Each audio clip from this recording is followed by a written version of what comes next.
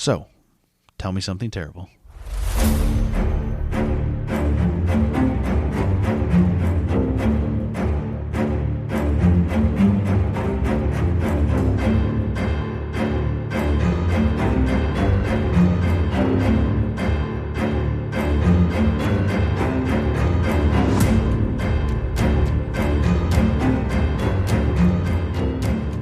Let's fumble our way through this. Act professional. All right. Yeah, right. Don't be suspicious. Don't be. All right. You can start whenever you want. Okay. Hi. Welcome to Tell Me Something Terrible. I'm Tiffany. And I'm Scott. And this is where I read something terrible to my husband. And I try to take it seriously. Which is going to happen all the time. All the time. So this is our very first episode, so welcome. You probably couldn't tell because we're supernaturals at this, so it'll be like not awkward at all. So just go with it. Oh, and totally great to listen to. Mm-hmm. Our best one's probably, it's all downhill after this. Yes, I completely agree. Yep. So just bear with us through this entire experience. Hopefully as we go, things get better. So you ready for me to start? Yeah. Go for it. Okay. All right. So do you have an overwhelming or enveloping theme for this one? Oh, yeah. So we're going to talk about the blizzards of 1967 and 1978. Good. I was negative 19 then. Cool. Okay. Yeah. Awesome. I totally remember that. Yes. Well, I'm sure your dad did. He's 12, so maybe. Yes. And everybody else's dad in the entire state of Michigan. Which is where we're from, in case you're not one of our 3 friends who might actually listen to this. Yes. So I went lighthearted and quirky for the first episode because I didn't want to get too deep and sad from the get. From the get? Yes, from the get. Yep. It's normal. Mm-hmm. I think you'll appreciate the story because of all of the opportunities for the dad jokes. And anytime that it snows, some dad somewhere has to bring up one of these storms, and they have to tell stories about it. So it is the literal, when I was your age, I had to walk uphill to school in a snowstorm story. Ways. But yes. Everything was uphill. And both on ways. A mountain. Yes. Yes. With that being said, let's get started. So January 24th in 1967 was unseasonably warm for southern Michigan. With a record high of 66 degrees in the state's capital, Michiganders were enjoying the sunshine and beautiful weather, blissfully unaware of the looming danger just on the horizon. What month was it? January. Oh. Yeah. Okay, cool. Seeing as last January is like negative 20 here, that's a bit of a difference. Was that last January? That was 2 January. Yeah. Sorry. 2020 I ignore. Mm-hmm. And it was the one before that. Yes. Yep. Yes. So slowly rolling across the Great Lakes was the storm of the decade. So 2 days later, on January 26th, southern Michigan got a shit ton of snow dumped on it. Topping out with 30 inches in Kalamazoo, 26.8 inches in Battle Creek, 24 inches in Lansing, 23.8 in Saginaw, yes, I'm making a list, 22.7 inches in Flint, and 18 inches in Grand Rapids, and a mere 16 in Jackson, and only 11 in Muskegon. I remember all of that, so I appreciate you putting all those numbers in there. Well, you know, it's important for, like, the second half of the story, so... Okay, everyone, take notes. Yes. 16 in Jackson, that's all I remember. Apparently, this record-breaking snowstorm barely glanced at the UP because the little anecdotes in the comment sections I found on some of these articles, all the Yoopers were like, what storm? So either there was no storm or they were wildly unimpressed with it all. And so were Detroiters. They got a whopping inch of rain. Yeah. Strange. Yeah. Okay. So National Guard was called in to help the Michigan State Police with the post-storm cleanup and to transportation to residents that needed help or dugout. Does the National Guard have plow trucks? I don't know. What was the point of that? There was no elaboration. They shot the snow. Yes. That's why they brought in the army. Yes. Blow torches. There was, yes. Flamethrowers. Yeah, that's what they're called. Not blow torches. Mm-hmm. Those are small. Napalm. Yes. Yes. Wow. Yeah, aggressive. I mean, it was the 60s. That's true. Yeah. Families were separated and staying with strangers or friends close by. Schools were canceled for weeks in some districts. Businesses were closed. Farmers had to dump milk because it couldn't be picked up for processing and delivery. Accidents and mass traffic jams galore. Just cars for as far as the eye can see. Or at least mounds of cars shaped like snow as far as the eyes can see. No. Snow mounds shaped like cars as far as the eye can see. carmen rolled into the shapes of snowmen. I mean, cars on highways. Yes. Yes. Yes. Carrots and buttons everywhere. Yes. Yes, for tires. Yes. Like for literal miles. 7 employees from the Thompson Sign Company. Quick side note. They let one of their employees bring their scrap metal and aluminum when I worked at the scrapyard, and they got to keep the money. He was super nice and looked like Santa. God forbid I remember his name. Okay. Anyway. You just had to bring up a Santa reference in your snowstorm story. Yeah, mostly it's the scrapyard reference. Okay, yep. Yes. Mm-hmm. Yep. Didn't even think about the Santa. They were coming home from Grand Rapids after going to a supplier show of some sort, and were then stranded for the entire night in sub-freezing temperatures after the storm began. Their stuck station wagon caused an 8-mile traffic jam. And the next morning, they managed to make it out to a nearby farmhouse a mile away. The farmhouse played host to 30 other stranded people from the highway. Oh, it's cozy. Yeah. Yeah. Yeah. Could you imagine 30 people in our house? Our house is huge, so maybe. But, like, Most- strangers? No, yeah. you'd freak out. Yes. One stranger, and you're like, I'm not staying here. Mm-hmm. Yeah. We live together, by the way. It's normal. Yes. He's not a stranger. Yeah. A veteran weather tracker is quoted as saying, "Nothing moved for 2 days. In the Kalamazoo area and across the state, nothing went anywhere." Oh, like the snowstorm. I thought we were still talking about traffic. You're No. talking the storm I mean, system. Right. No, traffic. Like traffic, You said he's a weather houses. guy. Yeah. Well, yeah. Well, weathermen have opinions on, like, No. what a weathers They actually do. only know weather. Yeah. No, it only snowed for like 24 hours, not 2 days. Okay. Like, It's a lot of snow. yes. All right. Yes. It gets worse. Terrific. Yes. Do people die in this story? Yes. Oh, good. I was wondering where the terrible part was. Like snow, whatever. The death toll. That's Yeah. good. Yep. So let's tell some quick stories from this blurb that I found on the blizzard on onlyinyourstate.com. Lisa Lynn says, these ones are fun, by the way, not depressing yet. My mom remembers this storm. She was 5 when it hit and remembers waiting for her dad to come home from work and watching out the window for him when she seen him walking. It starts like a sad story. It does. When she sees... No, he walks up. Don't worry. When he never shows up.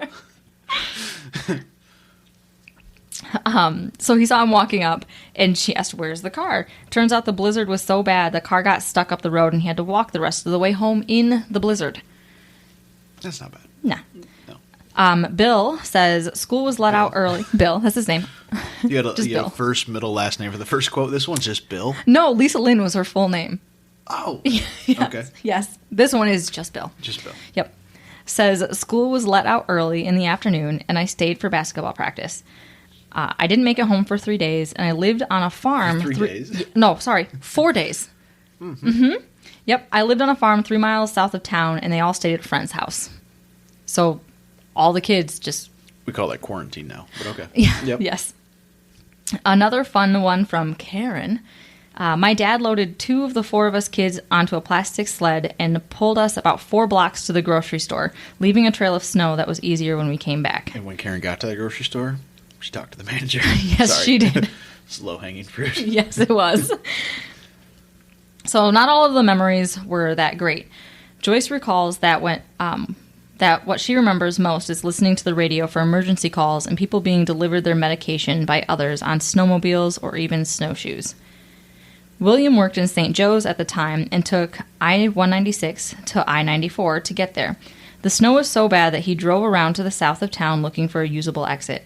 He ended up stranded on the highway for 8 hours in a huge-ass blizzard, waiting for a front loader to show up to clear the exit ramp that he was stuck at. Nice. Yeah. And according to an MLive article, there were 22 deaths in relation to the snowstorm. 3 were traffic fatalities. Most of them were heart attacks from either pushing a stuck car or shoveling snow. I pushed a stuck car. It's a shock to your system. Yeah. And it's freezing cold out. And shoveling snow is kind of a bummer, too. Well, yeah, know your limits. Yeah. Don't be a bitch. So, not so bad for the worst blizzard in Michigan history, right? They called WW1 the Great War until the second one happened. Did you say WW1? Yes, World War I. Nope. That joke landed poorly. WW1. Yes. Bum, bum, bum. So anyway, 11 years later, on the anniversary of the big blizzard of 1967, the whole entire Midwest was hit with it. And you're going to love the name of this blizzard. Did they name them like hurricanes? Oh, no. And not like the dumb cold fronts that we had a few years ago where like everybody had to have like oh gosh, what were those things called? I have no idea. Oh, where they came down from Canada and they all had names. And I just remember the polar vortex. That's it. The polar vortexes all had names. Yeah. Did they? Yes, they did. Nice. It was horrible. So the name of this blizzard was the Cleveland Superbomb. It sounds like a WNBA team. Yeah. What? Ow! They always have like little offbeat names. Yeah? Yeah. And it's Cleveland. Cleveland rocks. Yep. Yep. So this snowstorm is the snowstorm that my dad never shuts the fuck up about. Drifts taller than my head. We took sleds off the roof of your granny's house. Yeah. And there were drifts taller than your head. I could understand your dad. I'm sure he's told me that story before. Oh, multiple times. Yeah. Probably any time that it snowed here. Yeah. Only 4 months out of the year. Yeah, only 4. So this one was significantly worse than the one that happened over a decade earlier. According to another article from MLive, because they were my main source, they actually came through for me on this topic, even though for anything else, they're just wretched to try to pile through and find things. Pile through? File through. No, pile through. Totally pile. Yep.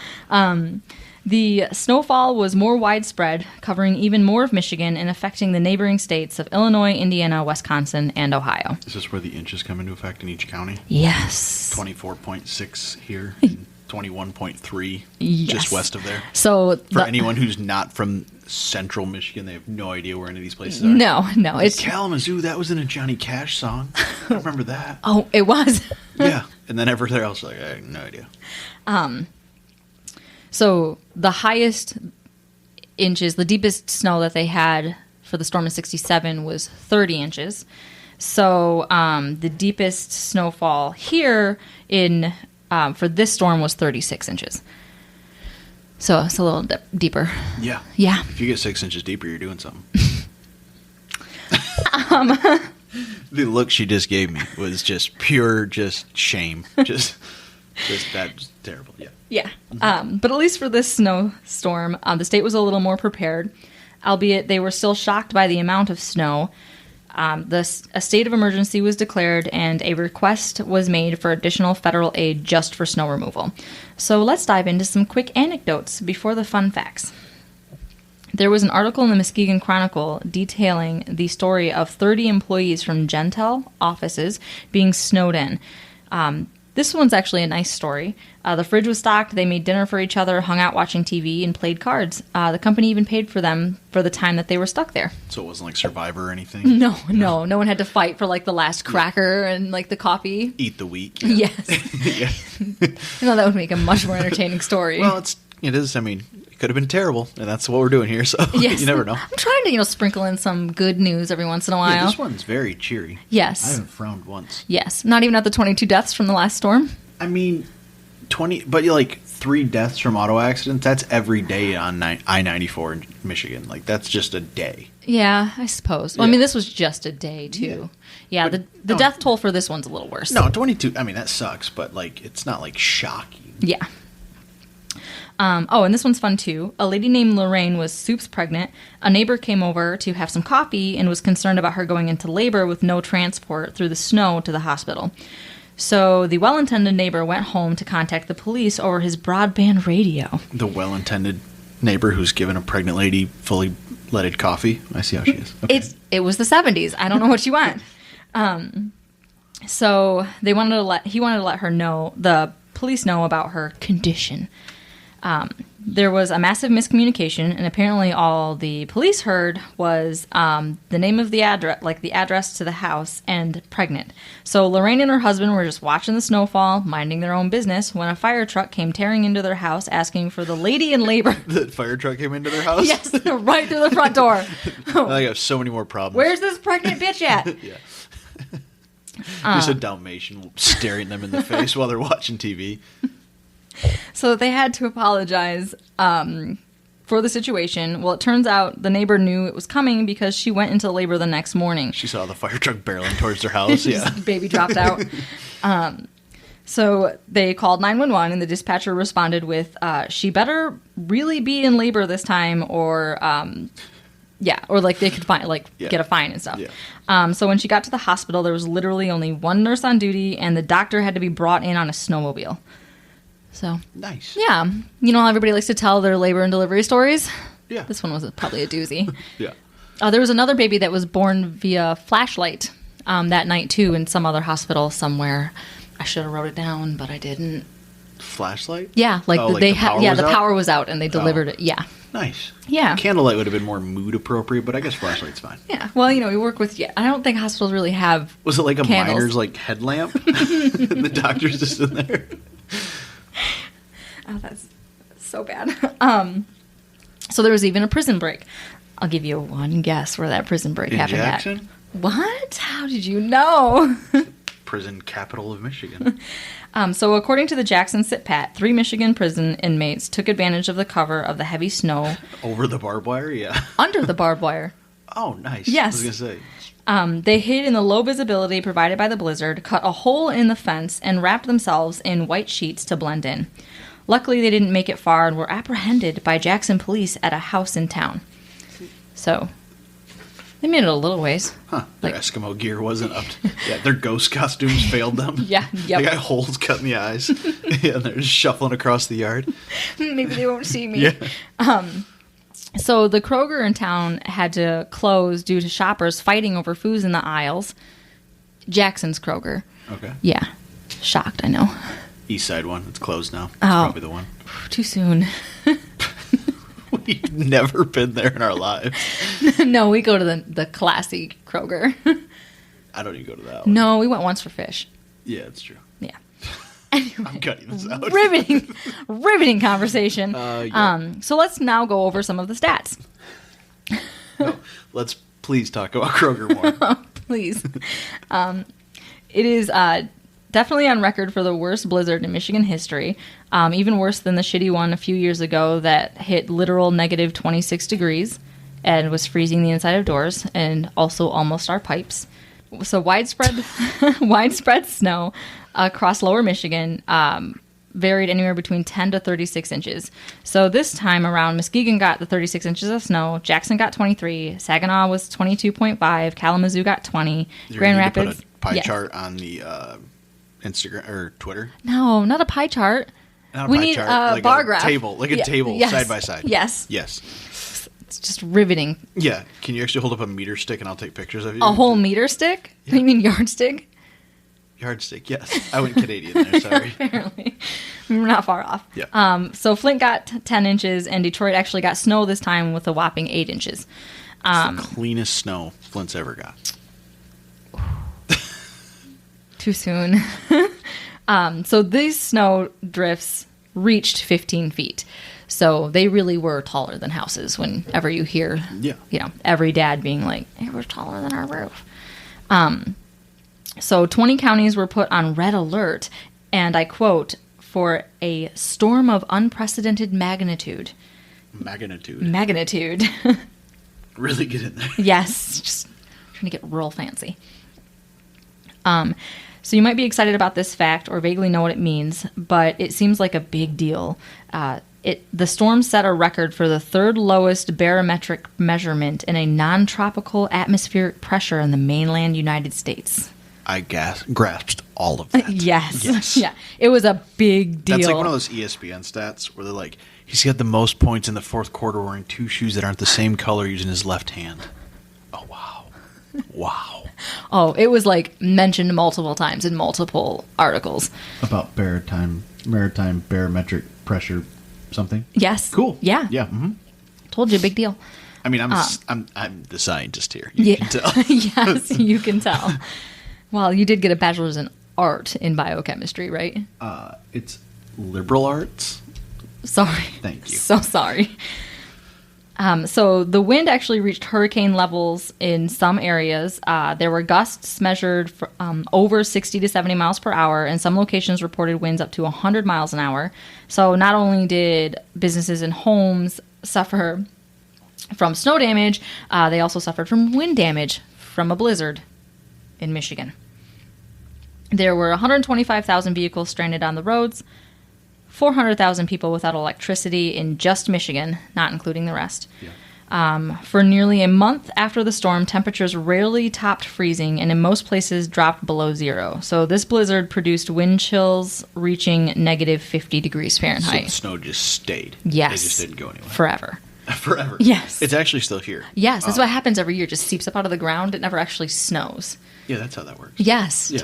Science. You learned that in your barometric pressure deep dive? Yes. Yes.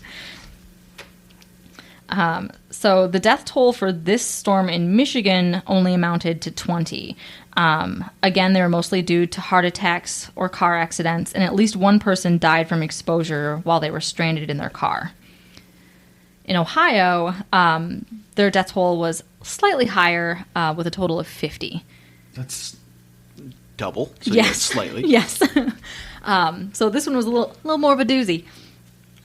So that was the story about the two deadliest and worst blizzards in Michigan history. The blizzard of 1967 and the more colorfully named Cleveland Superbomb of 1978. It's a terrific name. Why is it Superbomb? I have no idea. It's like the snow just exploded. Like they didn't see it coming. That's exactly right. Yeah. I'm surprised there's not, Cleveland's got the Rock and Roll Hall of Fame. I'm surprised there's not a band named the Cleveland Superbomb. If there's not, we need to make one.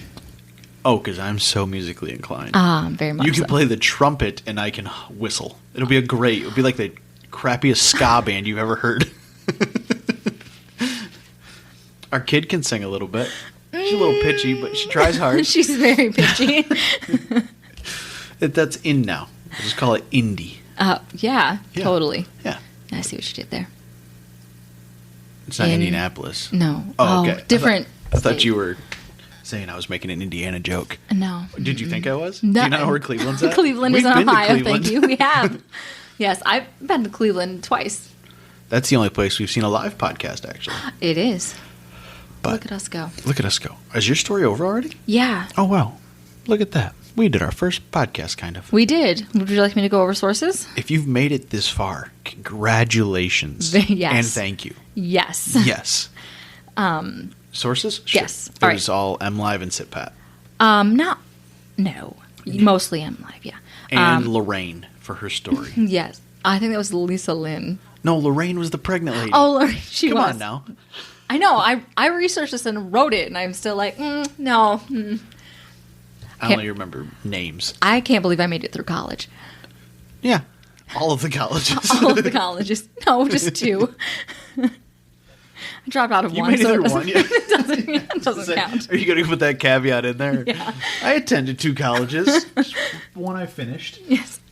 I finished and had two. It's a long story. So my sources, I gathered most of the information from MLive articles written by Julie Mack, Eric Gartner, Mark Torregrossa. Nailed it. Totally. Brandon Champion, and from the website onlyinyourstate.com. Is that a clickbait thing or is it a real? It's a little bit of a clickbait thing, but it's a really good place to get it's kind of like when you go to Wiki to get a general, and then you can kind of just bury yourself in information after that. Yeah. Yeah. All right. Gateway drug is Yeah. what that is. Okay. Yeah. Gotcha. All right. Okay. You good? Yeah. Do you feel good about this one? Totally. Okay. So, fun fact. We're going to try to do another one of these tonight, and we've already been drinking. So, episode 2, which will come out sometime after episode 1, should be even worse. So, look for that one. You good? Yes. Okay. Bye. Bye. Thanks for listening to our terrible podcast. You can find us on Apple Podcasts, Spotify, and Google Podcasts, or wherever you like to listen. Feel free to follow us on Twitter at TMSTPod. And if you'd like to support the show, you can find us on Patreon at Tell Me Something Terrible.